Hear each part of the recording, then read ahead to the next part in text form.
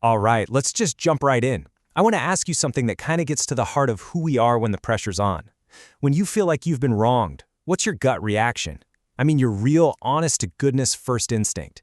Is it to defend yourself, to fight back, to make sure your side of the story gets heard? Yeah, for most of us, that's just human nature. But what if there's a much more powerful way to live? So check this out. In the Bible, the Apostle Paul asks this just stunning question. Why not rather be wronged? I mean, think about that for a second. It goes against every single impulse we have for self-preservation, for justice, for getting what's ours. It almost sounds kind of weak, doesn't it? So what in the world is he getting at? Let's dig in and unpack this. Okay, so to really get this, we got to understand the context. Paul wasn't just writing some philosophical essay. He was writing a real letter to a real community of believers in this, bustling, messy, and very public port city called Corinth. And let me tell you, this community, they had a huge problem on their hands. So here's the deal. People inside the church were actually suing each other. I mean, can you imagine? They were taking their internal family disagreements, their dirty laundry, you could say, and airing it all out in a public courtroom in front of judges who didn't share their faith or their values at all. And Paul's reaction? Wow, it is blunt. He basically says the very act of doing this means you've already lost. He's like, I don't even care who wins the lawsuit. From his point of view, the moment they walked into that courtroom, they were already completely defeated. They'd lost something way more important.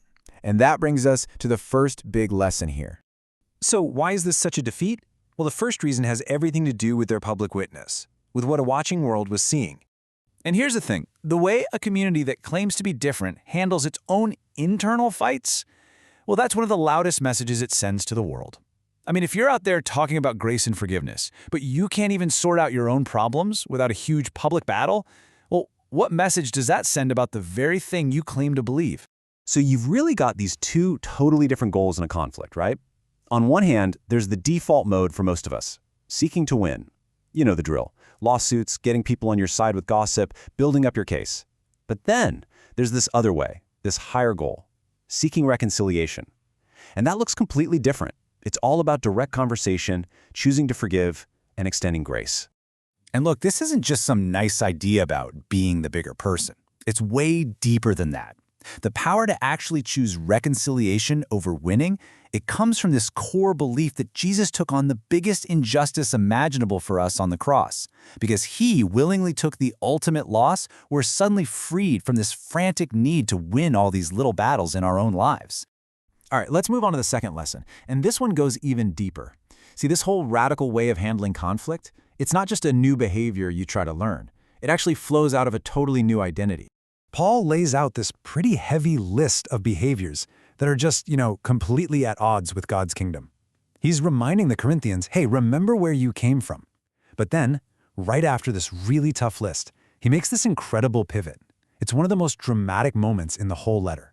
He points to that list of all that brokenness and he says, and that is what some of you were. Did you catch that? The most important word in that whole sentence is were. Past tense. That's who you used to be. It is not who you are anymore. And that is a total game changer. And this, right here, is the absolute key to the whole thing. The good news of the gospel isn't just a get-out-of-jail-free card for your mistakes. No, it fundamentally rewires who you are. It gives you a brand new identity. And that new identity is like the source code for a whole new way of living. Paul breaks it down into three amazing parts.